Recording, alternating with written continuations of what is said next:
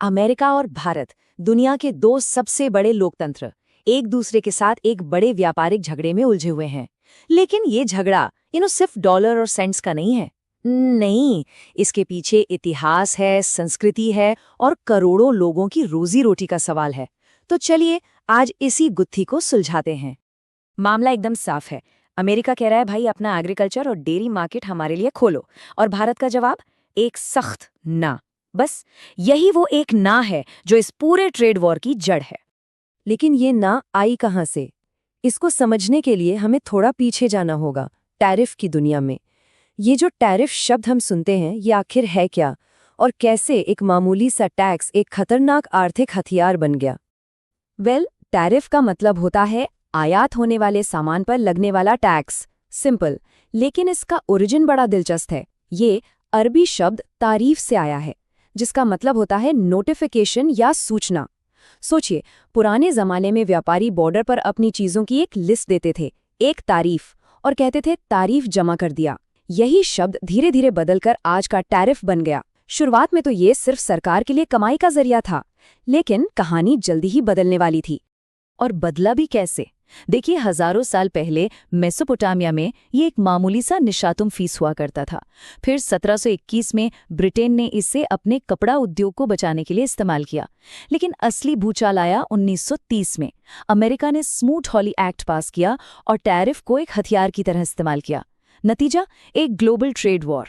दुनिया भर का व्यापार 66% तक गिर गया, और जो ग्रेट डिप्रेशन चल रहा था वो और भी भयानक हो गया। इसी तबाही से सबक लेकर 1947 में गैट बना, ताकि ऐसा दोबारा कभी ना हो। तो ये तो हुई टैरिफ की कहानी। अब आते हैं मुद्दे पर, भारत और अमेरिका के रिश्ते पर, और भारत के उस ना पर। इस ना की जड़ें बहुत गहरी हैं, और ये जुड़ी हैं एक ऐसी घटना से जिसने आजाद भारत की सोच को हमेशा के लिए बदल दिया। ये जो स्क्रीन पर लिखा है, ये कोई आरोप नहीं है, ये उस दौर की हकीकत है। PL 480 एग्रीमेंट के तहत अमेरिका से जो गेहूं भारत आया, उसे सुअरों के खाने लायक बताया गया था, इंसानों के नहीं। वो मदद नहीं थी, वो एक मजबूरी का सौदा था। भारत तब अकाल से जूझ रहा था और इस गेहूं की जरूरत थी, लेकिन इसकी कीमत बहुत भारी चुकानी पड़ी। और ये निर्भरता कितनी बड़ी थी, जरा इस आंकड़े को देखिए, 40%। एक वक्त था जब भारत की गेहूं की 40% जरूरतें इसी अमेरिकी इंपोर्ट से पूरी होती थी। ये खतरनाक डिपेंडेंसी थी। इसने भारत को बहुत ही कमजोर पोजीशन में डाल दिया था, और अमेरिका ने इस कमजोरी का इस्तेमाल एक हथियार की तरह किया। 1965 की भारत पाक जंग के दौरान धमकी दी, और 1966 में तो सच में गेहूं की सप्लाई रोक दी। कहते हैं प्रधानमंत्री इंदिरा गांधी को फोन पर घंटों गिड़गिड़ाना पड़ता था। सोचिए, एक देश के प्रधानमंत्री को खाने के लिए। बस उसी अपमान से एक जिद पैदा हुई, एक संकल्प, आत्मनिर्भरता। हम फिर कभी अपनी खाद्य सुरक्षा के लिए किसी पर निर्भर नहीं रहेंगे। और यही ऐतिहासिक जख्म आज भारत के एग्रीकल्चर को लेकर इतने कड़े रुख की वजह है। तो ठीक है, ये तो हुई इतिहास की बात, एक पुरानी चोट। लेकिन आज भारत अपने एग्रीकल्चर मार्केट खोलने से मना क्यों कर रहा है? इसके पीछे भी बहुत ठोस, बहुत प्रैक्टिकल कारण है। इसे भारत का कृषि का किला कह सकते हैं, और इस किले के 4 मजबूत स्तंभ हैं। पहला, रोजी रोटी। देश की लगभग 45% आबादी खेती पर निर्भर है। दूसरा, GM सीड्स का डर कि कहीं हम बीजों के लिए भी विदेशी कंपनियों के गुलाम न बन जाएं। तीसरा, अनफेयर कंपटीशन, क्योंकि अमेरिकी सरकार अपने किसानों को भारी सब्सिडी देती है। और चौथा, जो शायद सबसे संवेदनशील है, वो है सांस्कृतिक और धार्मिक मुद्दा। ये अनफेयर कंपटीशन वाली बात जरा इन नंबरों से समझिए। अमेरिका में मक्का उगाने का खर्च आता है करीब 1700 रुपए प्रति क्विंटल, और भारत में किसानों को MSP कितना मिलता है? करीब 2400 रुपए। अब सोचिए, अगर सस्ता अमरीकी मक्का बाजार में आ गया तो हमारे किसान उसका मुकाबला कैसे करेंगे? वो तो टिक ही नहीं पाएंगे। और डेयरी सेक्टर में तो मामला और भी पेचीदा है। यहाँ डबल प्रॉब्लम है। पहली, आर्थिक। अमेरिकी दूध भारतीय दूध से 30-35% तक सस्ता हो सकता है। इससे हमारे डेयरी किसान तबाह हो जाएंगे। लेकिन दूसरी प्रॉब्लम, वो ज्यादा बड़ी और संवेदनशील है। अमेरिका में गायों को जो चारा खिलाया जाता है, उसमें अक्सर नॉन-वेज चीजें होते हैं, मतलब मांस और हड्डी का चूरा। अब भारत जैसे देश में जहां गाय को मां का दर्जा दिया जाता है, ये बात धार्मिक और सांस्कृतिक तौर पर बिल्कुल भी स्वीकार नहीं की जा सकती।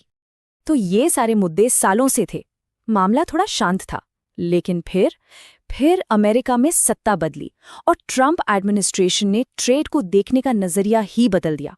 और इसी के साथ इस पुराने झगड़े की आग फिर से भड़क उठी। उनकी सोच बहुत सीधी थी, जिसे ट्रेड डेफिसिट वर्ल्ड व्यू कहते हैं। इसका मतलब ये कि अगर अमेरिका भारत से ज्यादा सामान खरीदता है और भारत को कम बेचता है, तो अमेरिका को सीधा सीधा घाटा हो रहा है। बस इसी एक सोच ने, इसी घाटे के जुनून ने आने वाले ट्रेड वॉर की जमीन तैयार कर दी। और फिर शुरू हुआ एक चेन रिएक्शन। अमेरिका ने अपना ट्रेड घाटा कम करने के लिए सबसे पहले चीन पर हमला बोला। चीन ने पलटवार किया और अमेरिकी किसानों के सामान पर भारी टैरिफ लगा दिया। अब हुआ ये कि अमेरिकी किसानों का सबसे बड़ा बाजार चीन रातों रात बंद हो गया। उनके पास अरबों डॉलर का माल पड़ा था, पर कोई खरीदार नहीं। ऐसे में उन्हें एक नए बड़े बाजार की सख्त जरूरत पड़ी और उनकी नजर पड़ी भारत पर। ये नंबर्स देखिए, ये कहानी खुद बताते हैं। 2017 में अमेरिका ने करीब 33 मिलियन टन कृषि उत्पाद चीन को बेचे और ट्रेड वॉर के सिर्फ एक साल बाद 2018 में ये आंकड़ा गिरकर सिर्फ 8 मिलियन टन रह गया। जरा सोचिए कितना बड़ा झटका था ये। और इसी झटके की वजह से भारत पर दरवाजे खोलने का दबाव बहुत ज्यादा बढ़ गया। और बस यही सब हमें आज की सिचुएशन पर ले आता है। भारत का वो कृषि का किला अब चारों तरफ से घिरा हुआ है और इस घेराबंदी में कोई भी पक्ष 1 इंच भी पीछे हटने को तैयार नहीं है। तो जब भारत ने एग्रीकल्चर पर अपना दरवाजा नहीं खोला, तो अमेरिका ने दूसरे रास्तों से दबाव बनाना शुरू किया। उन्होंने भारत से आने वाले दूसरे सामानों पर जवाबी टैरिफ लगा दिए और ये टैरिफ बढ़ते बढ़ते 50% तक पहुंच गए। नतीजा, एक बड़ा इकोनॉमिक स्टेलमेट, एक गतिरोध। हाँ, एक बात समझनी जरूरी है। ये जो 50% टैरिफ है, ये भारत से आने वाले हर सामान पर नहीं है। अमेरिका ने भी होशियारी दिखाई। जो चीजें उन्हें चाहिए थी, जैसे हमारी सस्ती दवाइयां या स्मार्टफोन, उन्हें छोड़ दिया। निशाना साधा गया टेक्सटाइल्स, ज्वेलरी, ऐसी चीजों पर। और इस निशाने का असर कितना बड़ा है? करीब 48 बिलियन डॉलर। इस टैरिफ से भारत के लगभग 48 अरब डॉलर के व्यापार पर सीधा असर पड़ रहा है। ये बहुत बड़ी रकम है। जाहिर है, इस नुकसान से बचने के लिए भारत अब दूसरे देशों के साथ अपने व्यापारिक रिश्ते मजबूत करने में लगा है। तो कुल मिलाकर आज हम एक ऐसी जगह पर खड़े हैं जहां एक तरफ अमेरिका है, जिसे अपने किसानों के लिए एक बाजार चाहिए ही चाहिए, और दूसरी तरफ है भारत, जो अपने इतिहास, अपनी संस्कृति और अपने करोड़ों किसानों की रोजी रोटी को दांव पर लगाने को तैयार नहीं है।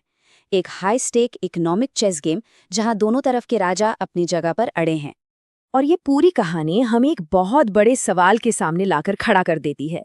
आज की इस कनेक्टेड दुनिया में क्या कोई भी आर्थिक किला, चाहे वो इतिहास, संस्कृति और करोड़ों लोगों की आजीविका पर ही क्यों न बना हो, हमेशा के लिए खड़ा रह सकता है? या फिर वक्त के साथ इस किले की दीवारों में भी दरारें आनी शुरू हो जाएंगी? इसका जवाब शायद हमें आने वाला वक्त ही देगा।